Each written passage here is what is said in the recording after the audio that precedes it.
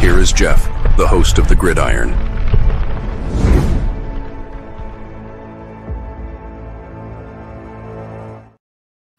All right, baby. Welcome to the Gridiron. If you give this video a thumbs up and maybe share this video, that would be absolutely freaking awesome. If you subscribe to my channel, thank you. If not, please go down below, hit the subscribe button, hit that bell icon. That way next time I go live or if I put a video out, you'll be notified. And it's free of charge. What do you got to lose, right? But if you are subscribed to my channel, thank you. If you want to help support my channel out, in the description box below, the very top link takes you to my membership page. I got 3 different membership levels. Each one has their own little perks to them. So if you want to help support my channel, it would mean the absolute world to me. And I thank you in advance. Thank you. And finally, little ways down in the description box, there's a link that takes you to my Facebook group. It's called the New York Giants, the Gridiron. It's my Facebook group. We have over 9,400 members in the group. It's growing daily. Basically, if I'm alive and breathing and if I got internet access, I am putting stuff in this group darn near 365. It's called the New York Giants, the Gridiron. It's my Facebook group. Please join it. You will not be dissatisfied. I promise. All right, guys. Well, it's put up or shut up time. It's time. Time preview. Big game. I mean, it's obviously a big game for both.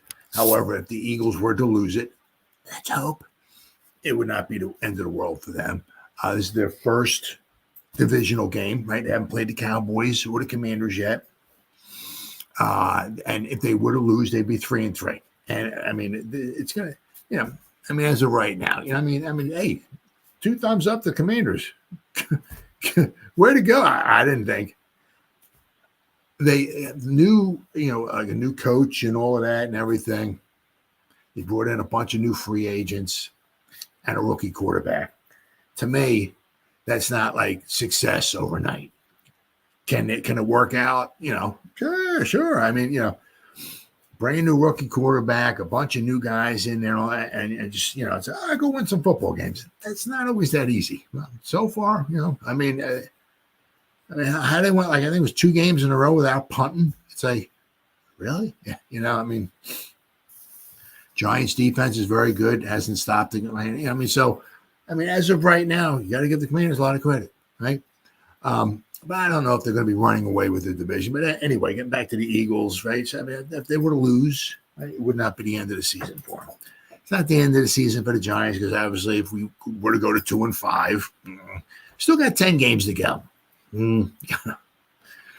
But it's starting to get a little bit of a dire need. If you have visions of playoffs in your head, dancing in your head, right? The Giants go 2-5 and 0-3 in the division, and 0-1 against every team in the division. That's not very good. All right. So it's a very important game for the New York Football Giants. Especially because then you figure then we would have to go on the road in Philly, on the road in Dallas. So it is a big game. Big game. Of course, we have the return of Saquon. We'll go over some of his numbers. Obviously, he's done very, very well. If he stays healthy and he keeps doing what he's doing, hey, at $13 million, absolutely sign me up, baby. But once again, they signed for like $13 million. This is his 7th season. He's averaging out about 13, a little over 13 per season for 3 years. So that means in his 9th season, he's still going to be getting paid over $13 million. Now, once again, with the Giants, sometimes some of the action were freaky, but, he has a tendency to get injured. Right? I said, but for the Eagles, if he makes it through the whole season, keeps doing what he's doing behind that good offensive line, which did take a little bit of a hit, right, with Malata out. But they got 2 stud, and they took a little bit of a hit because they don't have their number 1 tight end in there. But they did get Lane Johnson back, who was out for concussion. They got Smith back, the receiver. They got Brown back. So they got the 2 wide receivers out there. Saquon is relatively healthy. Hurts, so I mean, they got their weapons. So, it's going to be a tough task for the New York Football Giants on defense. But let's go over some of these numbers here we got. Let's just do a little preview of the game here. A little preview. It's going to shoot, the fans will be, the Eagle fans show up very well. They represent wherever they go. So there's going to be a lot of Eagle fans there. For sure. All right, where we go here. All right. Says next man up. This is from Giants.com. They got a nice little list here of some of the preview, right? Obviously, we got Andrew Thomas, went under the knife. Daboll says you can't replace the Thomas. Let's see. It says Thomas being sidelined is a tough blow to the Giants' offensive line. The question is now, and Daboll knew. He knows. He's just, he ain't leading on or anything like that. He knows. I mean, when talking to the guys at, the press conference and all of that, like Friday, I said, you're starting the left tackle. Yeah. We're gonna practice and we'll see. We'll talk about it. So he knows who's. But I mean, look, apparently just most of the guys on the inside and the reporters and all, it seems like they're going to try to start a Zudu there. Keep a Zudu there. Keep the 4 right in their same spots. Put a Zudu over there instead of picking up a Luminor, putting him at left tackle, and then throwing Neal in there. So instead of upsetting the apple cart too much, right, we keep the Fab 4 there, and we'll just throw a Zudu in there. Hopefully he's gotten better since last year, because last year he was not very good. 2 years ago, he was not very good. Now, is it him? Is it coaching? Is it a combination of the both? I'm going to say a little combination of the both. I don't know what Bobby Johnson was teaching these guys. I don't know if he was teaching them line blocking or I don't know, mathematics. I don't know. I mean, you just how you can go like a whole season and teams would run stunts and twists and we couldn't pick up any of them. It's just simply amazing. Absolutely amazing. Yeah, just I don't know. So anyway, so it looks like Zudu will be in there. So, but right, we got Motor should be back, right? We got Tracy, we got Gray. Let's hope he doesn't fumble the ball, right? Maybe it's just don't give it to him early, like the opening kickoff, right? Hey, let's run out. Let's fumble it. Let's give it to the other team. Hey, let's march all the way down the field. First drive of the game, I think it was first drive. All the way down the field. Now you give me the ball. Almost make it over the goal line. Pop it out in the end zone. Then run it back. Whee, right? So maybe let's just bring him in like the third quarter, something like that. Right? Maybe let's try that. Maybe he just fumbles early. Right? Maybe he's got to get hit a few times and then he'll start securing the ball. Let's try that. But we got all running backs there. Daniel Jones is there. Tight ends are all there, right? Theo, Bellinger, Manhurts, right? Wide receivers are there. A bunch of them were on the injury report. Bryce Ford Wheaton still had the shoulder, right? Malik, came through with the concussion, but he has some an injury with his groin. He says he's had it at times in going back to college, so it's not something new for him. Coach Daboll said it. I think he said it tightened up a little bit. Was it Thursday? Was it maybe Wednesday or Thursday? So a lot of our wide receivers are a little nicked up, but they'll all be there. So our offense, is good, okay, except for, of course, Andrew Thomas. Now, the Eagles' defense, it's like an enigma. It's kind of like 1 week they kind of stink, and then the next week they're not too bad. So we'll have to wait and see. you want to say that, have the Giants, obviously try to establish the run, but you're getting Malik Neighbors back now. I mean, they don't have maybe the greatest secondary. Slay might be playing, but he's dealing with a little bit of an issue. So, I mean, we get Malik back, right? Let's see if we can take advantage of that secondary, right? But once again, it's a theory of relativity. Everything is relative. You get a passing game open up the passing game. Man, sometimes it just helps the running game. You get a good running game going. Sometimes it helps open up the passing. Everything kind of goes hand in hand, right? So, what do we got here? All-time series. Now, I'll tell you what, for the longest time, the Giants had the lead in this series, but let's see. Can I show this here? Pop this up. There we go. I think I can show this here. Let me see here. All right. Nope, not settings. Here we go. Share the screen. Let's see. Can I get it? Yep. There we go. Now, I mean, the past, I counted it. It's not an easy thing for me to do. I think the last 33 games, including the playoffs, going back to the 2008 season, Giants have won 7 times. I think we're 26-7 against the Eagles since the second game of 2008. So let's go back here. All right. Pop it up. Okay, here we go. So you go back here, right? It's the second game of 2008, not the first game. The Giants won the first game November 9th, 36-31. Because let's not forget, I mean, the Giants just came off of a Super Bowl win. But, I mean, the Eagles, don't forget, back then with Andy Reid and Donovan McNabb, they were perennial every year. Perennial good team. So then the second time we played the Eagles, they beat us 20-14, and then of course, then Plexico shoots himself in the leg accidentally, and of course, then we wind up losing here in the playoffs 23-11. But you'll notice here, I mean, right? So if I can scoot it down here, right? So all the L's, all these red L's, those are losses for the Giants, all right? So after we beat them the first time in 2008, we lost 1, 2, 3, 4, 5. We lost 6 games in a row.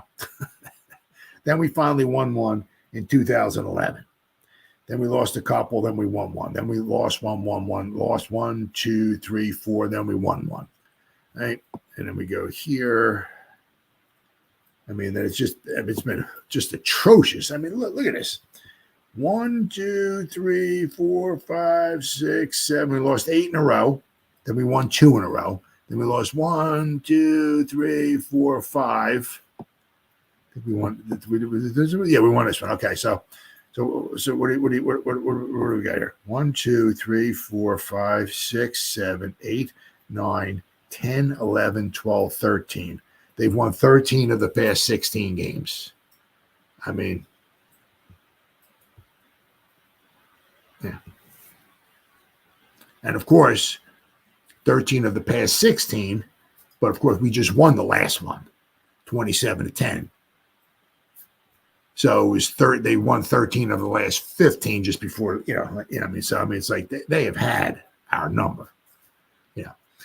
I just remember growing up, I mean, the Giants always had the advantage over the Eagles, always. Even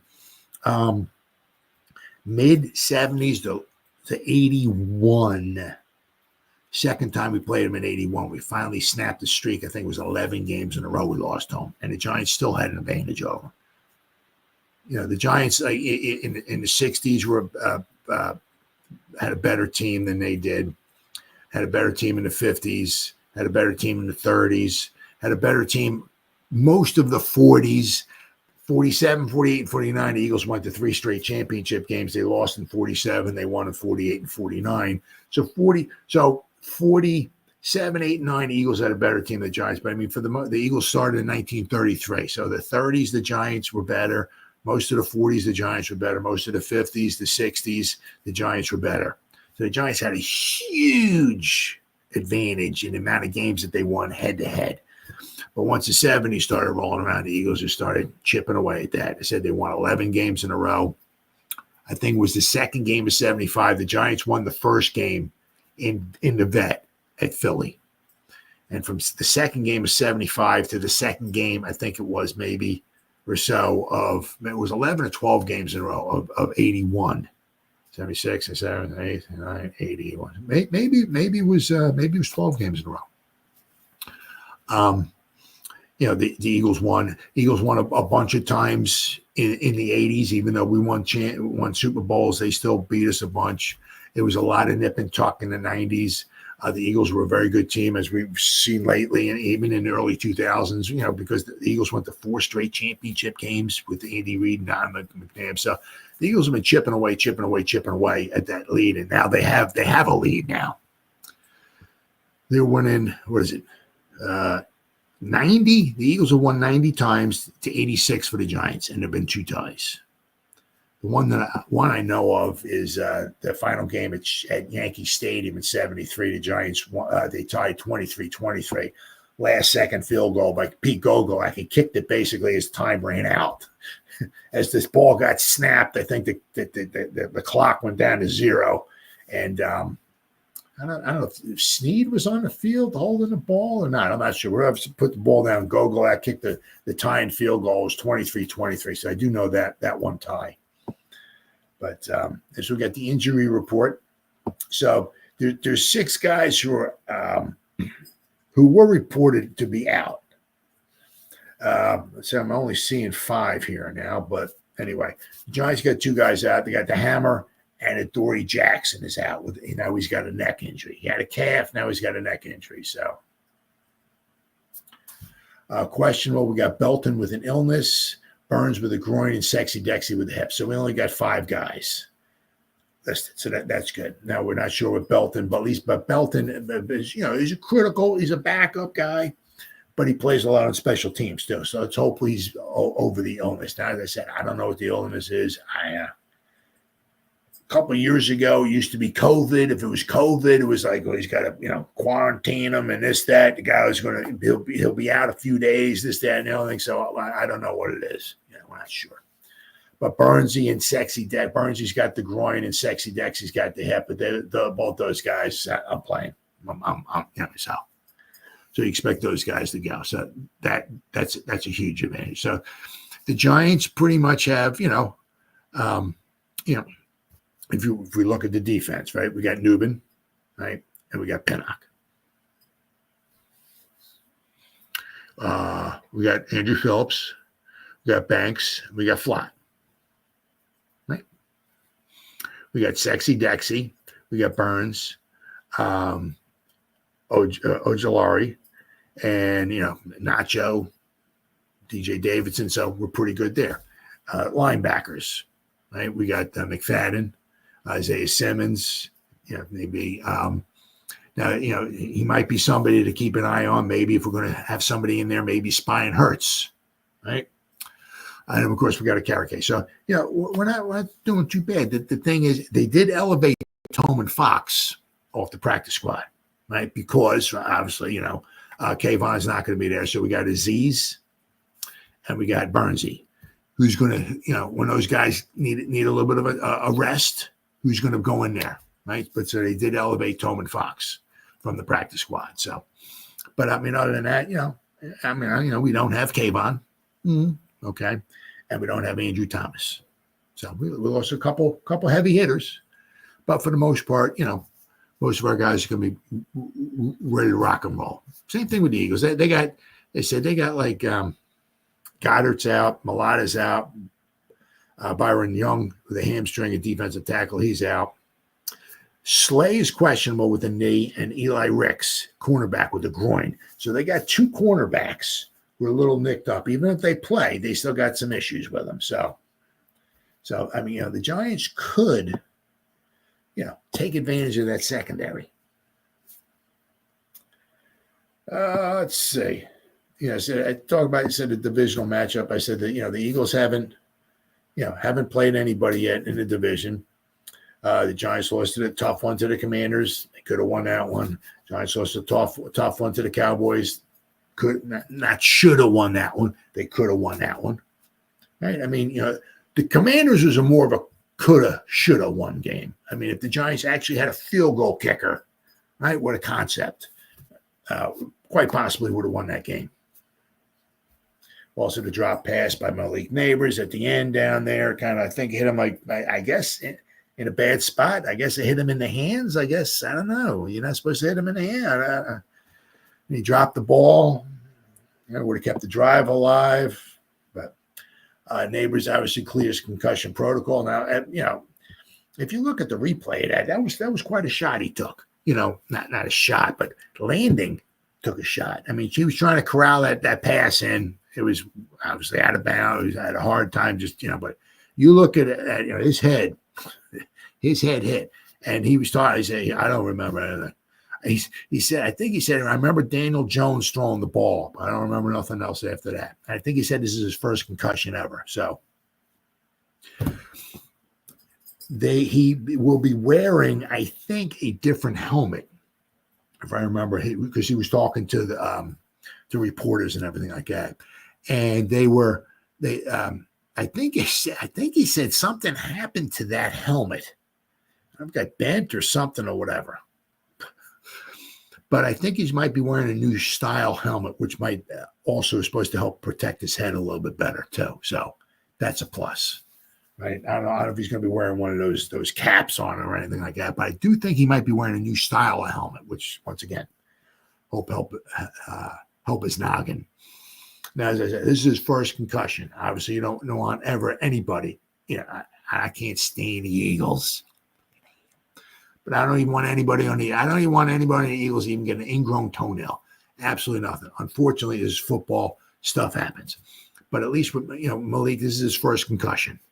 Okay, it's not like he's had a long history of them or anything like that. So, he's got obviously stuff like that. I mean, the problem with Malik is that he's so competitive.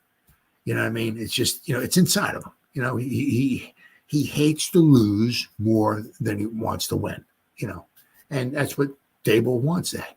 But, there's ways, obviously, of letting the competitive fire out of you, but also trying to be safe about it too. Now, hopefully,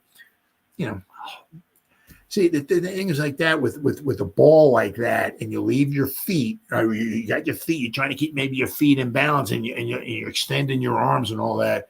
I mean, you're trying to catch the ball, and you're going down like a tree.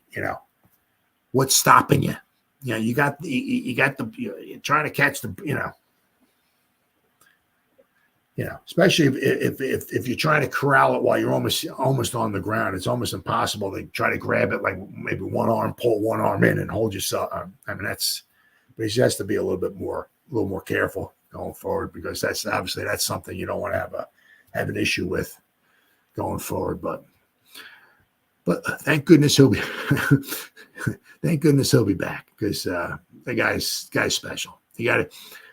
So far, the Giants really have done a very good job with this draft. Very good job. I mean, Tracy, I'm not saying the guy's Walter Payton. I'm not saying he's Saquon Barkley. But for a fifth-round pick, guy looks pretty darn good. I mean, I would not. I mean, especially, I don't know what we plan on doing with Eric Gray. Yeah, I mean, if the guy can't hold on to a football, I mean, I don't know, right? I wouldn't be bummed out if we drafted a running back, because, I mean, as we saw with Gray, you can get a decent running back in one of the later rounds, right? But I mean, with Tracy, looks pretty good. Theo, I mean, he hasn't set the world on fire yet, but being an athletic freak that he is, if he works on his game, he doesn't have to turn into a Mark Bavard, not like that. But can you turn into he's a fourth-round pick, There's not, we're not asking him to be a Hall of Famer. Can you turn into a decent tight end?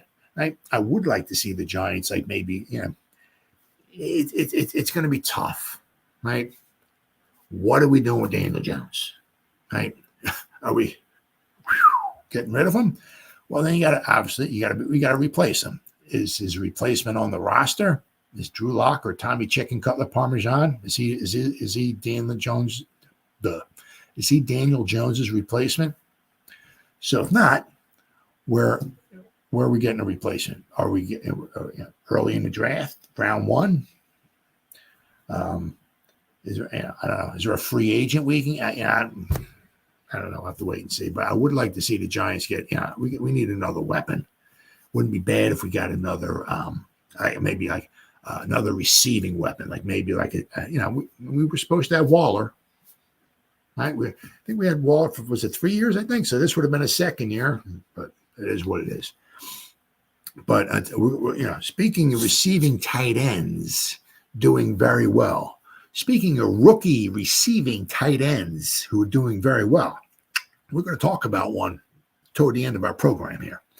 But I like to see, really like this, because the thing, it's not, well, we lost Malik Neighbors. Well, there goes the offense. It was almost kind of like with Saquon. We had wide receivers, but there was no wide receiver we had who was keeping any defensive coordinator up at nighttime. They're sleeping just like a baby. Let me tell you what. Slayton, Hyatt, whoever you want, Hodgins, Wan'Dale Robinson, there's nobody keeping any defensive coordinators up. When we had Saquon there, he's a threat. He's away, right? But when Saquon gets hurt, Saquon, there goes their weapon, right? You want to have multiple. You want to have Malik and at least somebody else, right? So I would love if we got another weapon next year. But, we'll have to wait and see what are we going to do with Daniel Jones. But anyway, that's putting a little cart before the horse. Another thing, Tracy taking advantage of his opportunity is going to be very interesting to see. Let's see, 24-year-old has proven to be difficult to bring down. He has forced 6 missed tackles over the last 2 games, and while catching 11 of his 13 targets thrown his way. So, you're getting the best of both worlds with him. You're getting somebody who can do a decent job at running the ball, make guys miss, and, of course, with his receiving background, catch passes. Now, it was the one thing when one of his coaches, I don't know if it was head coach or if it was wide receiver coach or exactly what it was, but in college said, if you continue to try to be a wide receiver, you're not going to be very much wanted or very valuable, I guess, in the draft if you try to become a wide receiver, because there's so many other guys that are probably so much better than you are. However, if you become a running back, you become a little bit more valuable. And, he's got the best of both worlds. So he could line up outside and, he can obviously do his thing in the backfield. So, he's very good pickup, especially for the 5th round. Very good pickup. Says here the defense is off to a hot start. Then we're going to talk about the defense in just a little bit here. One thing is they're talking about here is obviously you got to keep I'm going to go over the defense in just a moment here, but they're talking about obviously keeping Saquon under wraps, which would wind up being huge. They're talking about here scouting the rest of the Eagles. It's been an up and down start for the Eagles, who have been alternated between wins and losses since their opening season victory over the Packers. Right? They beat the Packers.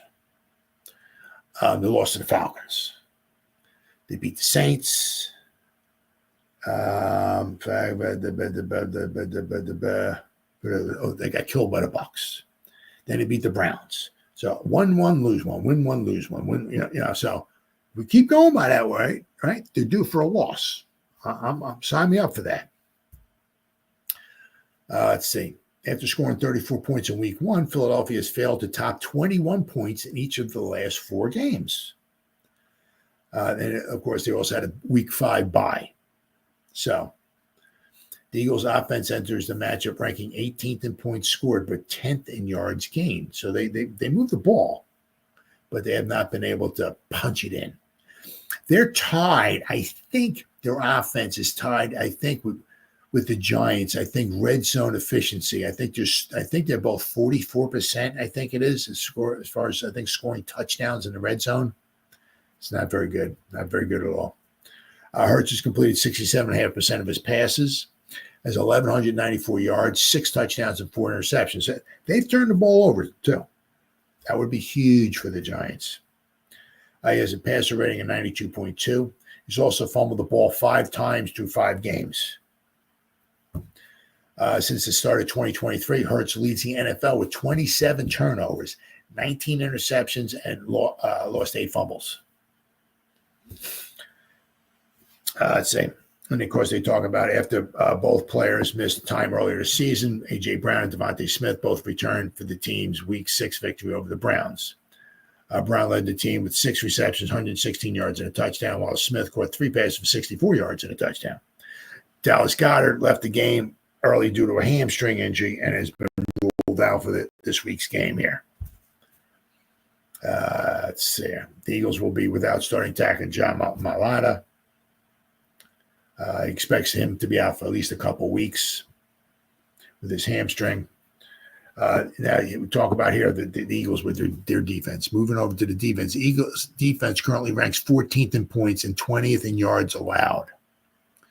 Similar to the Giants, their unit has performed well in the defense, well in the red zone, allowing a touchdown on just 7 of 17 trips inside the 20-yard line. So once it gets tight in there, the Eagles start buckling down and do a very good job, and which happens also to be one of the Giants' problems.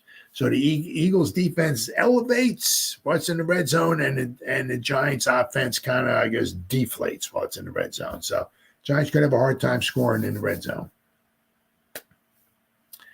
This is a 41.2% red zone. Their defense ranks 6th in the NFL in the red zone. Philadelphia's 11 sacks. They were getting 11 sacks a game a couple of years ago when they had like 852 sacks that one year. Well, they've really come down a lot. There are 11 sacks, currently ranks tied for 24th most. So, while their 2 turnovers forced match the Raiders for the fewest in the league. So they don't get many sacks. Let's hope they keep that up. And they don't get many turnovers. Let's hope they keep that up too. Both of the Eagles' turnovers have come in the form of Reed Blankenship's interceptions. Meanwhile, Zach Baun and outside linebacker Josh Sweat are tied for the team lead with 2 sacks apiece.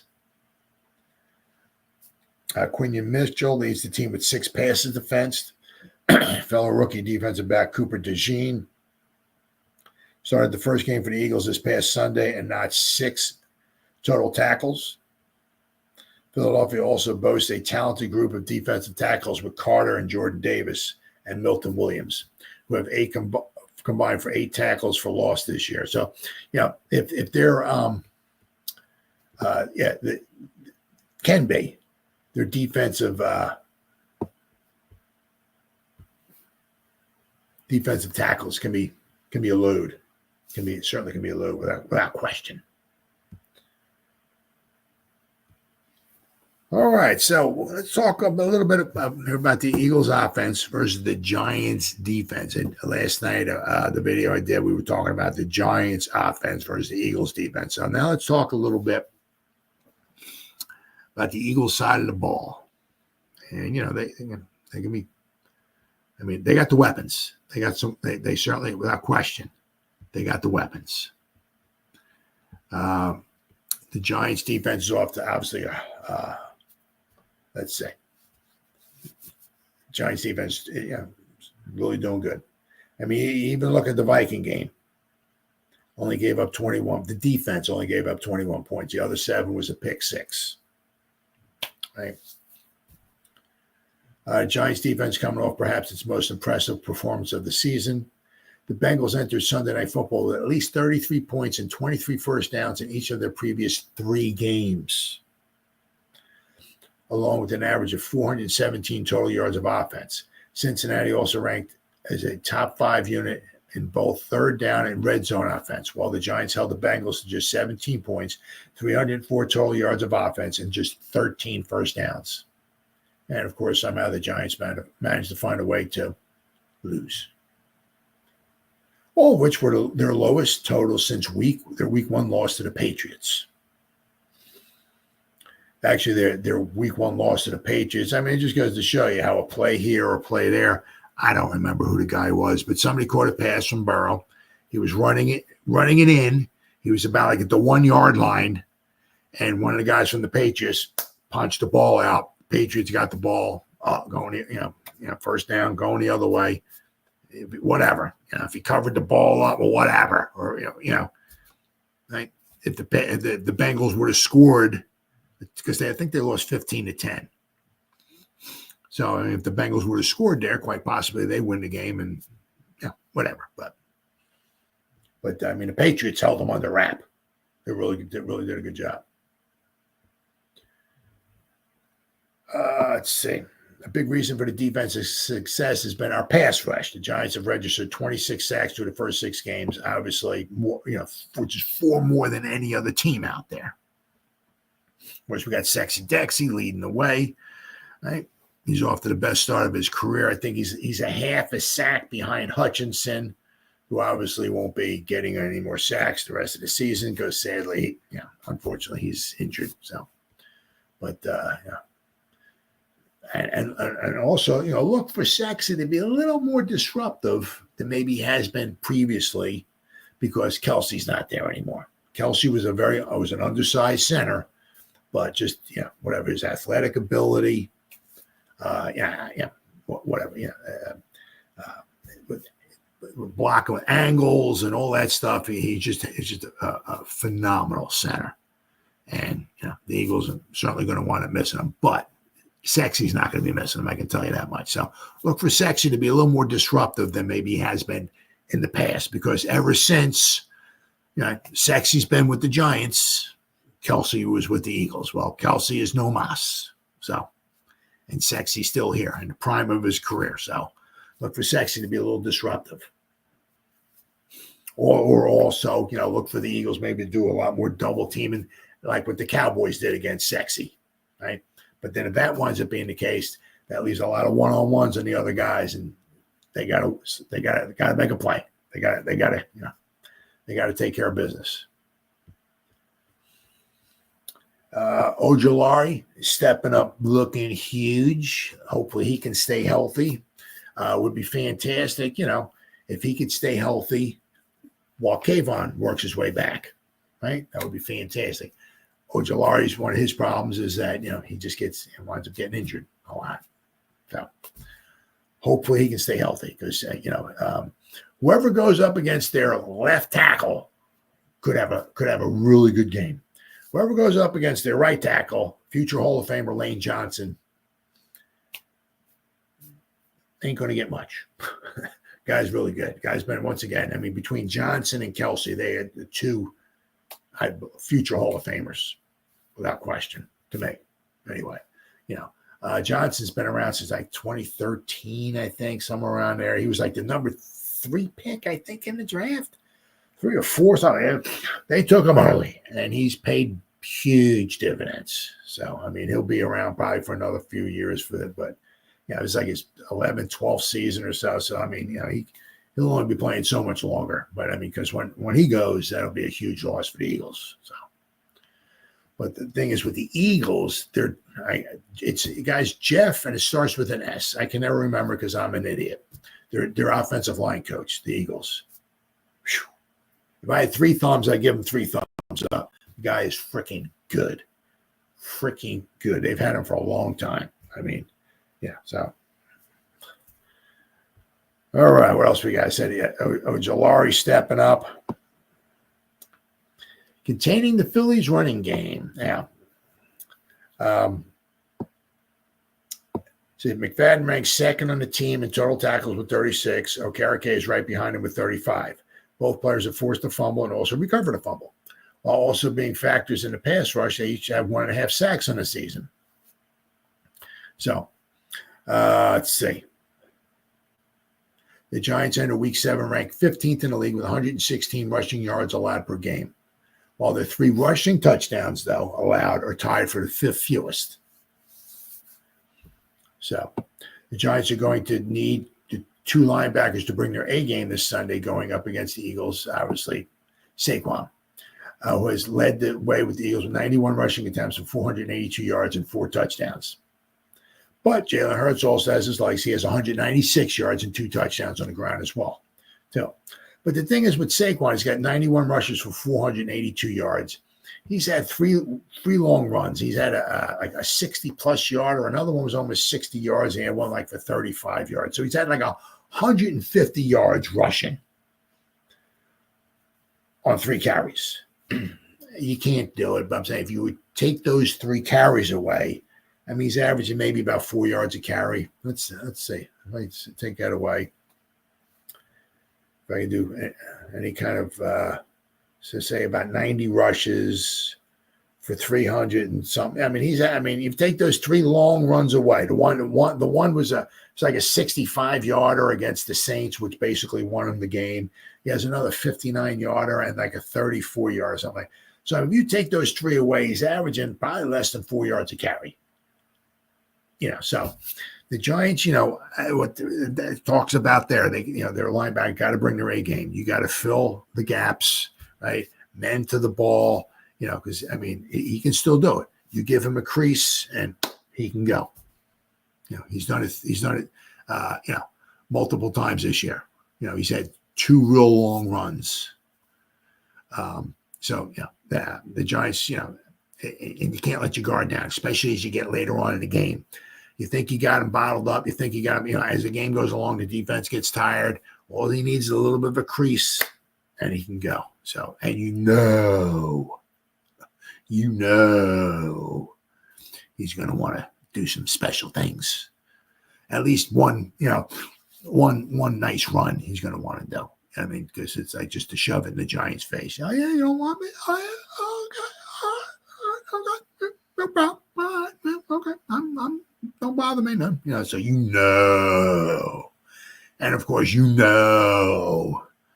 their offensive line, Kellen Moore, an offensive coordinator, they want to rub it in the Giants' faces. So they're going to try every time Saquon's it's a run and play. Oh yeah. Likewise, the Giants, going to not so much shut him up, but try to keep Saquon under wraps. They don't want Saquon, If the Eagles beat them, God bless you, but it's not because Saquon ran for 342 yards against us or something like that. So it's going to be, it should really, really interesting game. Everybody's bringing their A game for this one, without question. All right, what do we got here? All right, we got some stats here. Giants defense is 20.2 points, which is 9th. Of course, a couple of those touchdowns that they gave up weren't on the defense. Thank you, Eric Ray. Thank you, Daniel Jones, right? The Eagles' offense only averaging 21 points a game, which is 18th. Passing, Giants are 12th in the league, giving up 197 yards a game, and the rushing, they were giving up 116 yards per game, which is 15th. The Eagles' passing is 220, which is 14th in the league. Their rushing is very good, 146 yards a game. So they're putting up some yards. They're just not putting up a ton of points, which goes back to the point that once also with them, when they get into the red zone, they kind of fizzle out a lot. But they do have a very good field goal kicker. Turnovers, the Giants' defense has gotten 6. The Eagles have given up 8. So look for the Giants to at least get a turnover. Or if 2 would be fantastic. Let's see. It says the Giants trying to slay another Hydra. For the 5th time this year, the Giants defense will need to contend with a passing game that boasts multiple wide receiver ones. This time, obviously, it's A.J. Brown and Devontae Smith. So then, of course, it's Jahan Dotson. But, he only has, they traded for him, but he hasn't hardly, I think they traded a 3rd and 2 7s for him, and he hasn't done much of anything. But he's always a presence out there. So, but what the Giants were able to do, okay, with Higgins and with Chase, if they can keep those guys relatively under wraps, hopefully they can do the same thing here with Brown and Smith. We'll have to wait and see. Instead of having Banks shadow Jamar Chase, Banks, let's see here. They used the various combinations of their defensive backs to double chase. It's a tactic that was frequently used by Bill Belichick to deal with potent passing attacks. So we'll have to wait and see, what the Giants wind up trying to do with, with the Eagles.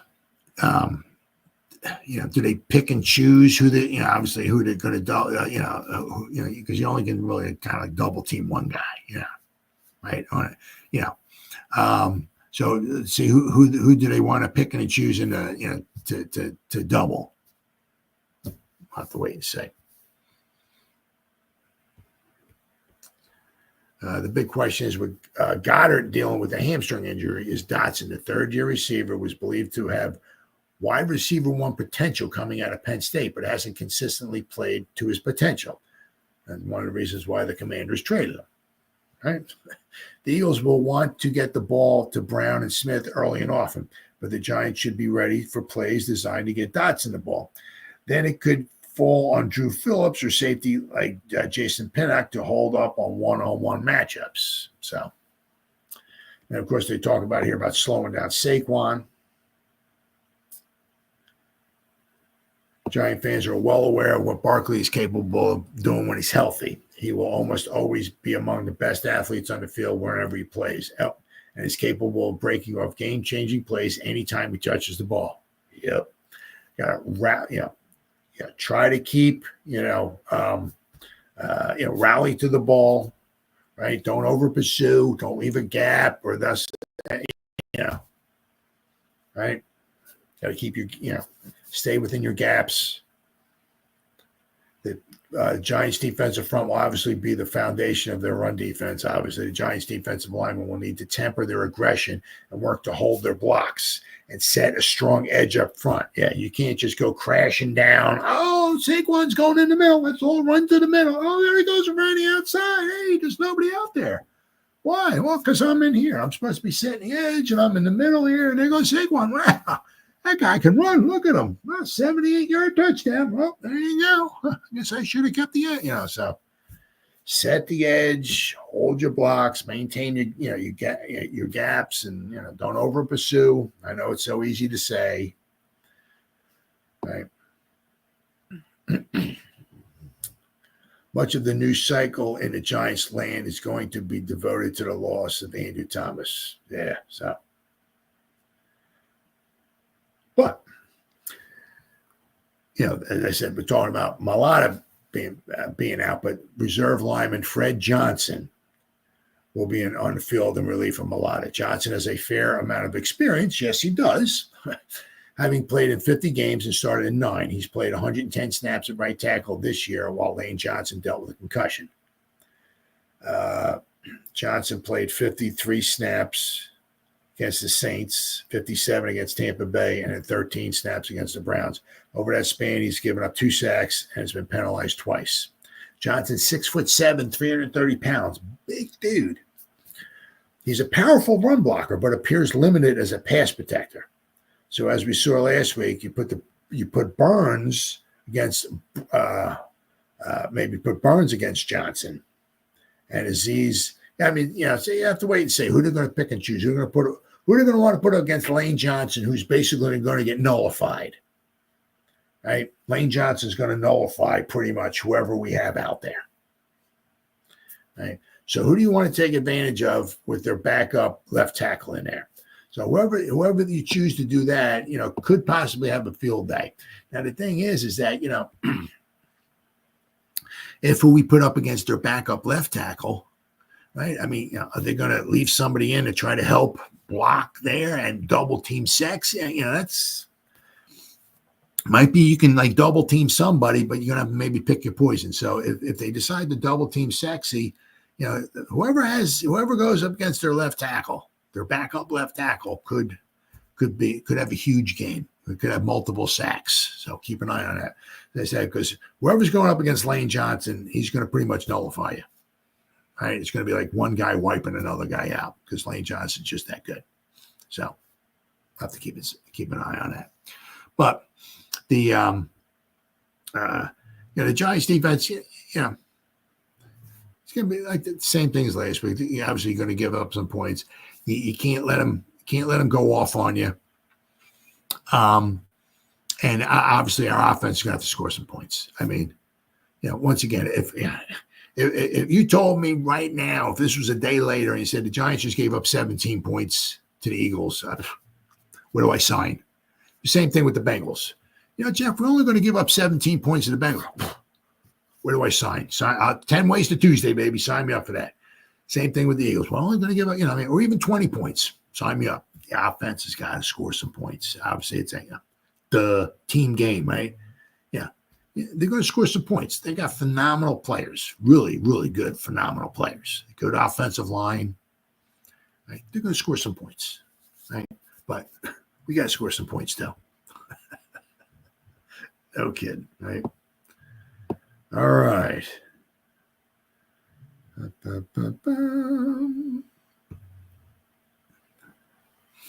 I see this. How about this? Could the Giants sign a future Hall of Famer?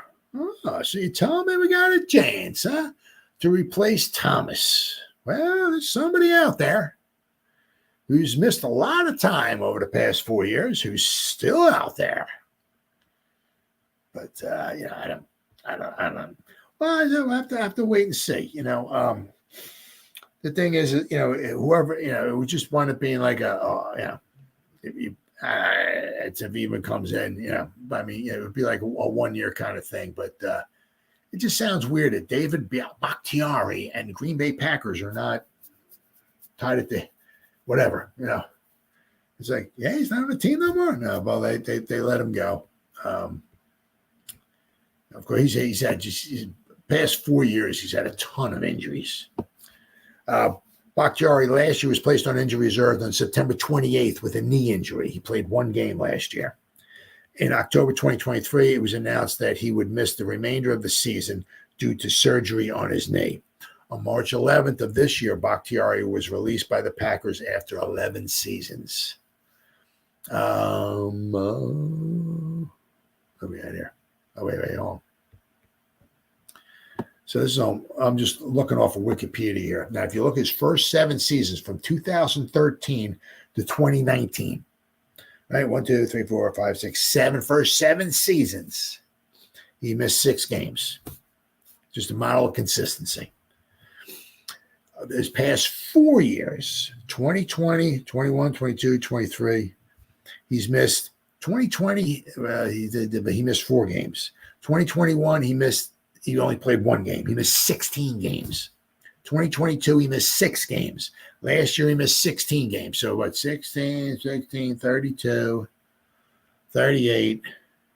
He's missed 42 games in the past 4 seasons. Basically, he's missed 10 and a half games a season over the last 4. So, he's like a walking injury, right? He's played over 8,400 snaps in his career. Let's see. It's just, fantastic career. Fantastic career. Now, let me see if I can, just also to show you here. If I can see here, share the screen. Let me pop this up here if I can. Nope, that's not it. It's here somewhere. Where is he at?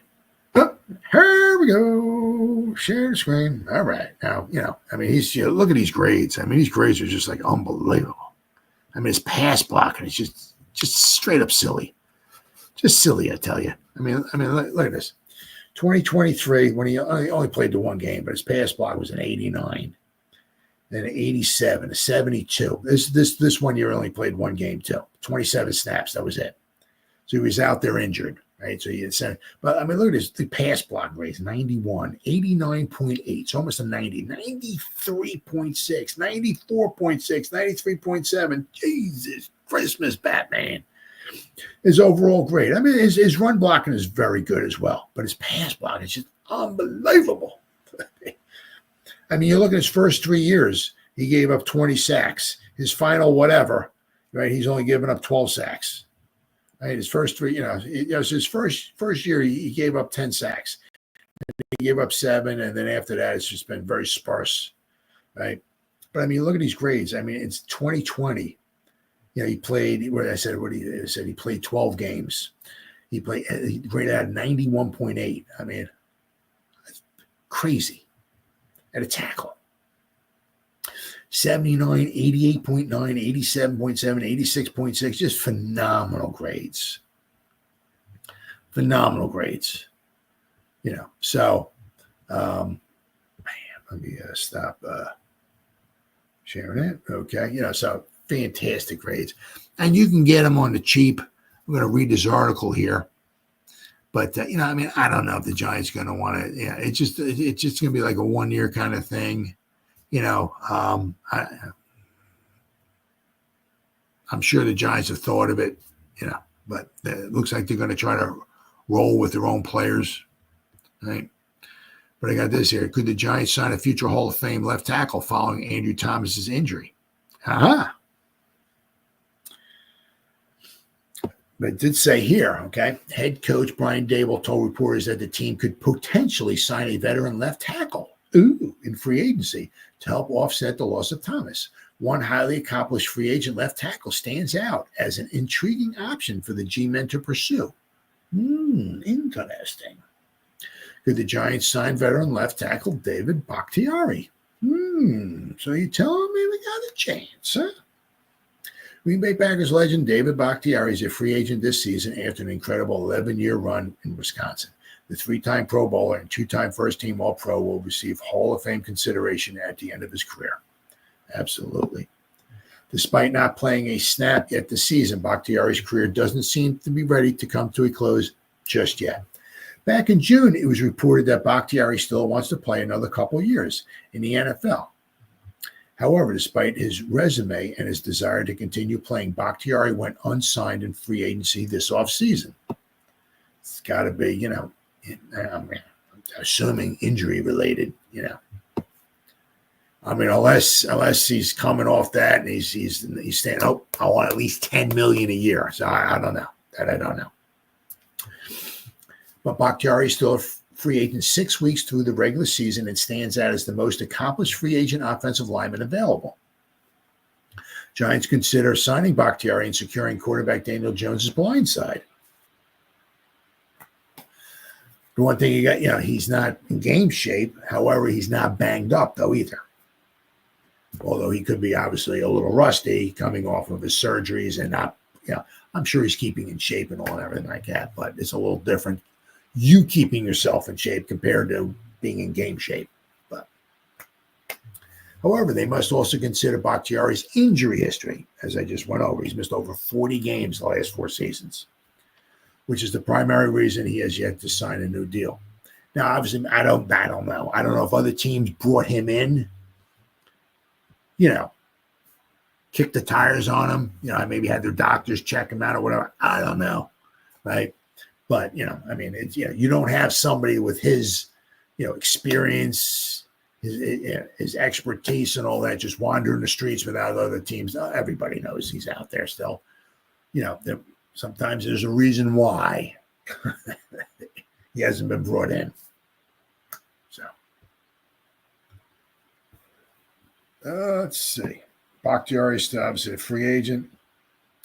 Let's see. In the past 3 seasons, Bakhtiari played in only 13 of a possible 51 regular season games, as he has dealt with numerous knee injuries. However, Bakhtiari told ESPN's Adam Schefter in June that he is really happy with the progress from his latest surgery, indicating his back in football shape. Okay. The Giants still feel like they can be competitive this season. They could be motivated to get a deal done with the free agent left tackle. Bakhtiari is viewed by many analysts as one of the best passing protector left tackles in NFL history. As I just showed you, some of his grades are just straight up silly, I'll tell you. If he indeed is fully healthy and eager to return to the field, the Giants could secure their blind side by signing Bakhtiari. Now, he is, was he 33? Oh, he's 33. Just turned 33. Okay? So, hey, we brought Van Roten in, right? We can bring Bakhtiari in. Bakhtiari is more accomplished than Van Roten, right? So, the thing is that do you want to bring him in? And because it's like he'll be taking snaps away from Zudu / maybe Neal, right? The thing is, are you going to bring Illuminor back, right? Do you want to, maybe bring Illuminor? Because Andrew Thomas is, right, plans on being back here next year, right? So you're going to have Andrew Thomas. If you're going to sign Illuminor, right? Now you got your tackles. You want to bring Bakhtiari in and have him be your swing tackle, or you're going to bring Illuminor back and have him try to fight out for a job, and maybe he'll be the swing tackle. Also, let's not forget, I said, Zudu and Neal were drafted by with this regime.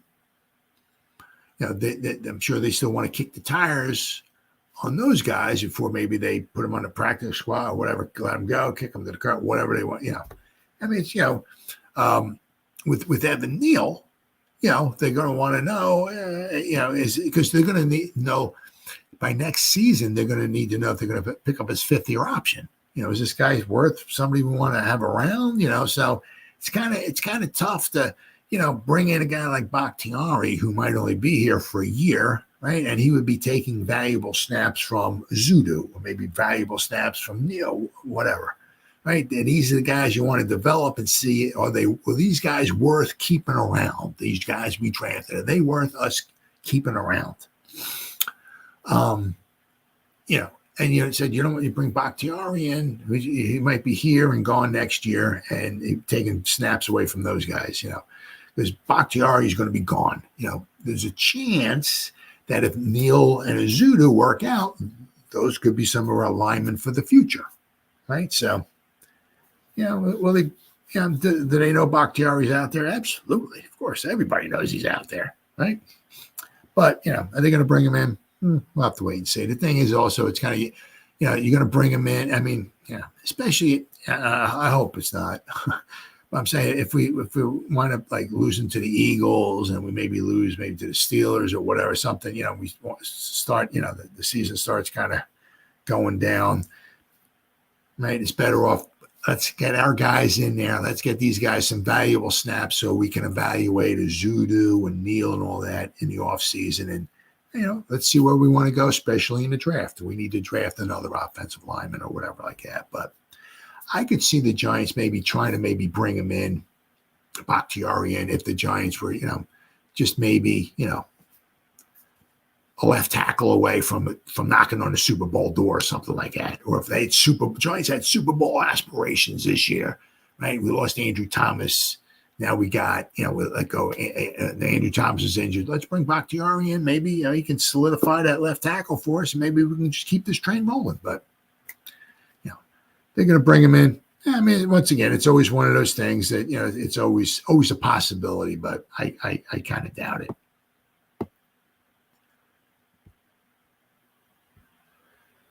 All right. Then I seen this here. Giants. Look at that. How about those Giants, huh? We got 2 of the top, according to PFF, as of this week, right now, okay? We have 2 of the top 6 rookies. Somebody, Cliff Booth is in the house. So we got 2 of the top, according to PFF.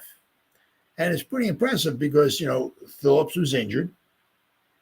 And, even like his week 1, his playing time, his snaps it's not had a lot of snaps.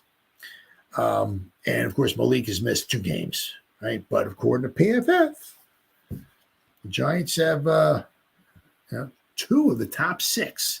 And that's going to kind of go full circle to my first story, talking about a very successful receiving tight end who's on this list here. As I said, the Giants could, if we can get, we need another threat. Can't just rely on Malik. So Malik's out. Okay, now we got Hodgins, we got Hyatt, we got Robinson, we got Bellinger, we got Theo Johnson. Who's scaring the crap out of you? Nobody. So if you lose one guy, nobody's scaring the crap out of you, right? So let's have at least, so that's why I'd like to see another good wide receiver. Another wide receiver 1, right? While you can afford them, get them on the rookie deal while you can afford them. or a good receiving tight end, which brings me up to this point right here. Ranking the best NFL rookies after week 6. Now this is kind of interesting, very interesting, but stupid. The Packers have the number 1 as of right now. Right, according to PFF, doesn't mean the guy is going to be the defensive rookie of the year, but according to PFF, this rookie safety for the Packers is number 1 as far as PFF grade, overall grade, as far as rookies. Now they got McKinney, who has 315 interceptions so far this season for the Packers, so he's paying dividends for him. And they got the number 1 rated rookie, who's a safety, on the roster too. So they done themselves very good in the safety department. Let me tell you what, this offseason, the Packers. They got, Evan Williams from the Packers. He's graded so far 91.4. He hasn't played a ton of snaps, but says after stepping into a larger role over the past 2 weeks, Williams is now the NFL's highest graded safety. Holy crap. Though on a smaller sample size than some of his counterparts, though. This past week, he earned a 93.3 PFF grade, allowing just 9 yards in coverage and forcing a fumble. Now, the second, I'm just going to go over the top 6 guys here. But the second guy, the second best graded rookie is Brock Bowers, double B for the Raiders. Overall grade 85.2. The debate around the eventual Offensive Rookie of the Year winner is centered on quarterbacks, Caleb Williams and Jaden Daniels right now. Yes, it is. Those 2 guys are really, you tip your cap to them. They've done phenomenal so far. But the Raiders' first-year tight end should not be counted out. Neither should Malik Neighbors. He leads all tight ends in both PFF grade and receiving yards and is one of only 2 at the position to have been on the field for 100 passing plays while averaging over 2 yards per route run. Brock Bowers' overall PFF grade is 85.2. Now, the number 3 overall guy is Jaden Daniels. He's graded out 83.3. The guy's doing a phenomenal job. Just stepping right in. Phenomenal job. I mean, the guy, let's hope. I mean, obviously, if you're a Commander fan, which obviously I'm not, but if you're a Commander, let's hope for their sake it doesn't turn out to be another Robert Griffin, right, where you wind up getting injured. Had a great rookie season. Took, I think it was the rookie season. Took him to the playoffs and all that. He got his knee injured, and he was like never the same. So let's hope for their sake. Right? Jaden Daniels, that's good. I mean, it looks like they got themselves their quarterback for the future. Guy really doing a good job. Let's hope he does that well when he played the Eagles and the Cowboys. I hope he torches them. All right. Oops. Let's see here. All right. Where are we at here? Whoops. Okay. Number 4 is Zach Frazier, center for the Steelers. Frazier ranks 4th among all centers in PFF grade this season, largely due to his dominance as a run blocker. While he's still refining his pass protection, he has posted a run blocking grade above 65 in 5 of the 6 games this season and has surpassed 70 in each of the past 4 weeks. His overall grade is 82.2. But the Giants hold number 5 and number 6. Goes to show you how great of a draft this was so far for the Giants. And we're not even putting Nubin in there either. I mean, Nubin hasn't graded out this well, but Nubin seems like he's going to be a fine player for the Giants. Let's hope Nubin is a fine player for the Giants for years to come. Right? And let's hope after his rookie deal is over, let's hope we sign the guy again, unlike Xavier McKinney. Right? But I mean, it looks like the first three picks, the Giants really knocked it out of the park. But number 5 overall is Andrew Phillips. Phillips returned to the lineup for the Giants in their Sunday Night Football loss to the Cincinnati Bengals and was impressive once again. He finished the game with a 74.5 PFF grade, having allowed just 11 yards and 2 receptions on throws into his coverage. I mean, a decent job in coverage, but doesn't shy away from contact. He's in there making tackles, hitting people. Let's hope the guy can just stay healthy. I guess he had that calf issue for a couple games. You see, when he came back, he was on seemed like a little bit of a pitch count. But let's ramp him up a little bit more because Adoree Jackson won't be in there this week, right? So let's see what he can do this week because we can use him. All hands on deck in that secondary, right? And also, he could be a key contributor, especially trying to keep Saquon bottled up, right? And then, of course, number 6 is Mr. Neighbors. Welcome to the neighborhood. Neighbors has missed the past 2 weeks, and his absence has been evident in the struggling Giants offense, especially against the Bengals. In the first 4 weeks of the season, he earned a 82 PFF receiving grade, and averaged 2.54 yards per route run, which is very impressive. His overall PFF grade is 80.4. So the Giants have the, as of right now, the PFF number 5 and the PFF number 6 rated guys, rookies. We got 2 of the top 6. So let me see. Did I show? See, I don't know how far down they go here. Wondering where. So they only show the top 15. Okay. I just kind of wondered. I don't know. Let me see. Where is let me see what Tyler Nubin. There we go. Let's see what he grades out at here. 67.7. So so 67.7, Tyler Nubin. Number 15, is that Marvin Harrison Jr.?